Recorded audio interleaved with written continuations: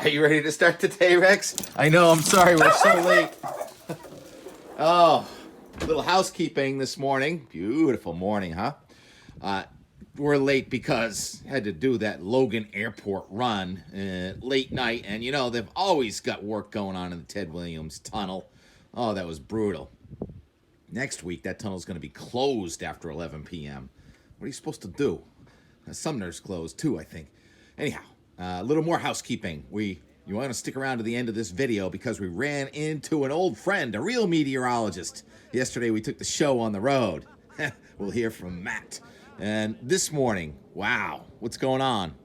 Hey, we've got action. What are those white things in the water?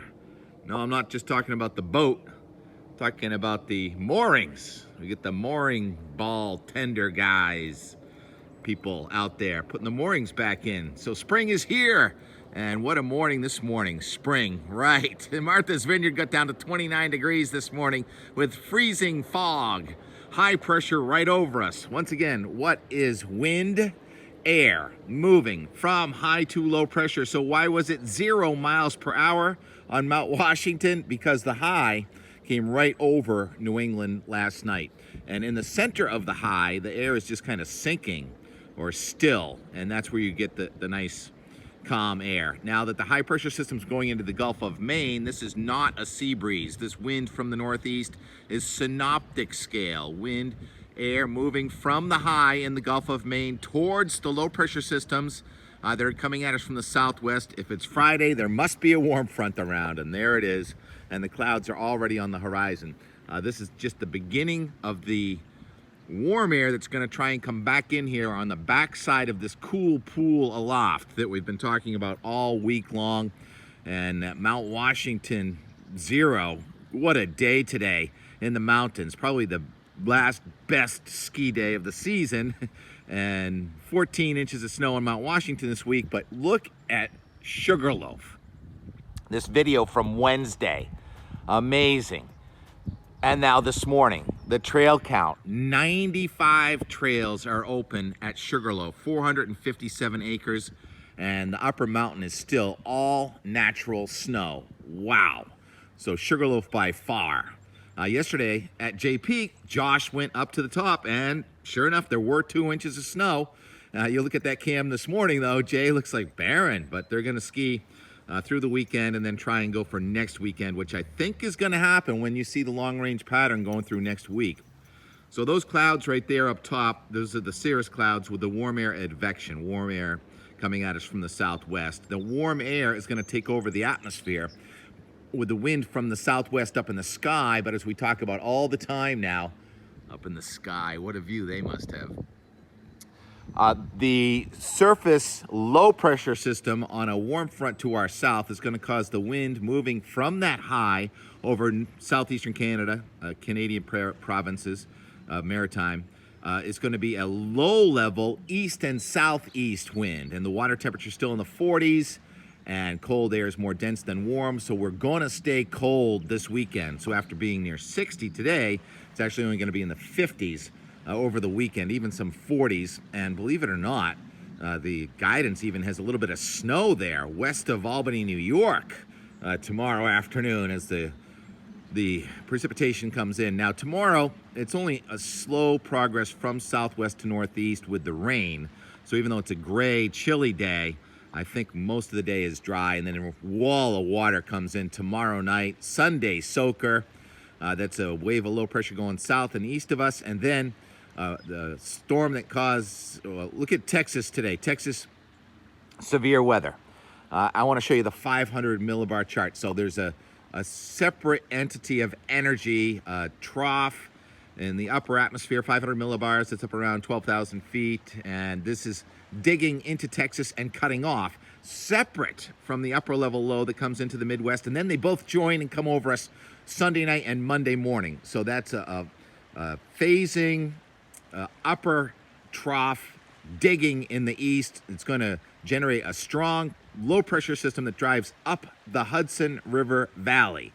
We've been wondering about where this was going to track. You know, about 5 days ago, it had that piece missing us to the south, like yesterday or last night, but now It comes right up and up the Hudson River Valley, much like we saw yesterday, and then it loops back into Ontario and the Great Lakes. This is now Tuesday into Wednesday, and then it comes into New England Wednesday and loops around a little as a much weaker low Wednesday into Thursday. At that point, we're snowing in our mountains again, tops of the mountains like Mount Washington.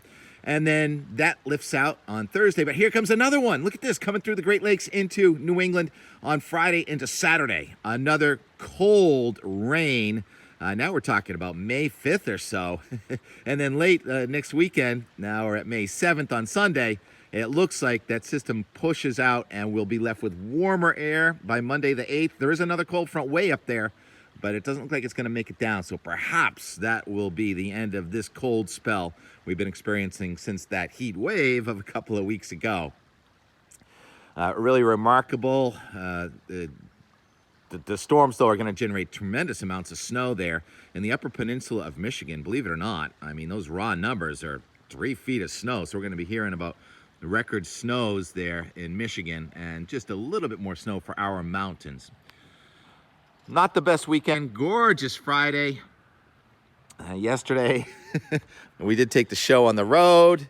And, you know, this is food. My friend Matt Noyes did not know this is food, but he did know all about that upper level energy and cool pool that generated yesterday some more ice for Joe in Cohasset and another spectacular rainbow for TK here in North Weymouth. So I'll leave you with words of wisdom from a good old friend, Matt Noyes. Happy Friday. Gorgeous day. Talk to you tomorrow. It's Noyes. Tim. Noyes, not noise. Sorry, Matt. And Danielle and all the kids. Oh, wow. Look at all those dandelions. Oh, yeah. Everyone likes T-Rex. T-Rex this way. Come on. We're going to look for dandelions and salamanders. Oh, what's this? Oh, my goodness. Hello, sir. Do I know you? Hi, I'm Tim Kelly from Cape Cod, Mass. Oh, hi, Matt Noyes. Matt Noyes. Matt Nice to Noyes. meet you. Thank What's you. Great to going meet on, you. brother? Thank you. My goodness. Wow. What a pleasure to see you out here. And who did you bring with you? That is T-Rex. It's Wow. called Out the Door, Weather and More with TK and T-Rex. Wow, he looks very happy with the dandelions. What's up with that? They're edible. Would you mind I ask you a couple of meteorology questions now that I have you here? It is what I do. I suppose we could do that. Well, here we are in Needham, Massachusetts, Yeah. and it looks like a pretty serious cloud over there. It does, doesn't it? Like, what's going on above that tower there over by Needham Ave? Well, it looks like finally, after about the last 6 days almost now, the upper level low that's finally decayed to a cold pool is coming overhead, resulting in all these big bubbling cumulus congestus clouds that are already becoming cumulonimbus in spots and have ice crystals in the whole top half. It's minus 34 degrees Celsius, about 18,000 feet above our heads. That means we may actually at some point see a couple of lightning strikes and even a little small hail out of this. Or is that more than you were looking for? That is just about what I was hoping. What's the difference? Like, why didn't we have this yesterday, for example? Well, we weren't under the cold pool, right? The center of the cold air high in the sky was off to our west the last several days. Of course, it drove the rain through here this past weekend. Then it slowly came over. And so now we're going to get a whole one-day break on Friday with nice weather until we can do it all over again. I know, it's amazing. It almost looks like next week we might have another huge upper level low. Tim, I mean, don't you think next week's actually looks like it may be colder, it may be deeper, it may be stronger, it may be larger. So that means we may do more of these kind of showers popping up. But the interesting thing would be that it looks like your favorite thickness level, your 540 thickness, actually opens up over all of northern and central New England next Wednesday. 850 millibar temperatures, which would be cold enough for snow at the summits, comes all the way down to like Laconia and North Adams. It's going to be a cold upper level low next week. Right, we've had some of the mountaintops. Mount Washington's picked up about a foot of snow this week. You could do the same next week. It's incredible.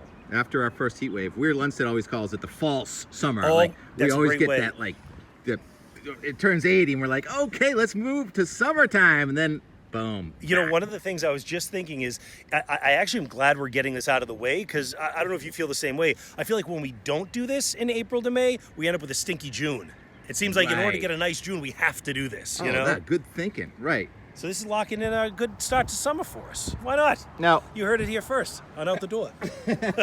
let's go over here for a second. All right. Matt, when gonna you eat were more dandelions? when you were a young man, did you ever go salamander hunting? Still a young man. I don't know what you're talking about. Do you think there's any salamanders under home plate here at the Needham High School? You think dogs are allowed in this field? Doubt it. Can you pick that up a little bit right there? Sure. See if there's any salamanders. Let's see. You got anything there? Rex, No. any salamanders? Oh, he said no. He shook his head. Ah. No, they take good care of this field. Where do we find the salamanders? Well, I like to look under the rocks when you go out in the woods right by the stream beds and look under the rocks there and find them. That's what I used to do when Are I you was... busy this afternoon? You want to go looking for salamanders? I do, totally. I love it. Let's do it. Let's do it. Do you know what time of year the best to get? No, I would have thought spring, but then you're probably gonna trick me and say fall. I don't know. When are they best? No, Do you I know? think right now. We need some vernal pools. I would have thought spring. Yeah, absolutely. Our vernal pools turned a little dusty, but I think by You are next the week at vernal this pool time. man. Yeah, you're the vernal pool man. You absolutely. I have learned more about vernal pools from you than anybody in history. That's for There's sure. some good ones over there in Wells Avenue. Right? Remember that? Yeah, place? absolutely, absolutely.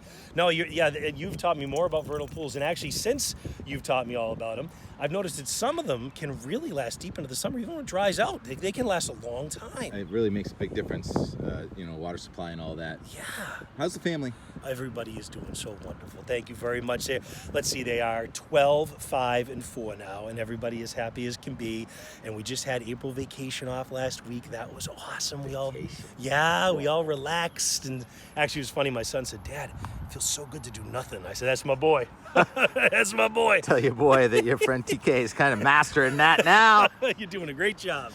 Yeah. What am I going to do next? I want to go look for salamanders. Maybe I want to go do some dandelion wine. We can go cumulonimbus chasing. Right. Let's do it.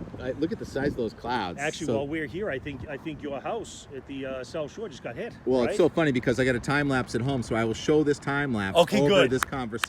I love it. Let's do it. That And, sounds good. Thank you so much, Matt. Thank you, buddy. Oh yeah, for getting lunch too. Amazing we met right here on a field. What were the chances? There's a thing over there called the Hungry Coyote, and it's really tasty here in Needham, Massachusetts. So, kind of new. It's good to get back to Needham once in a while. There it is, the Hungry Coyote.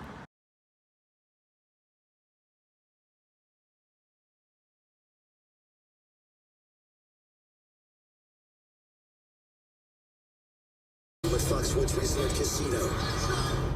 This world has its limits, but in the all-new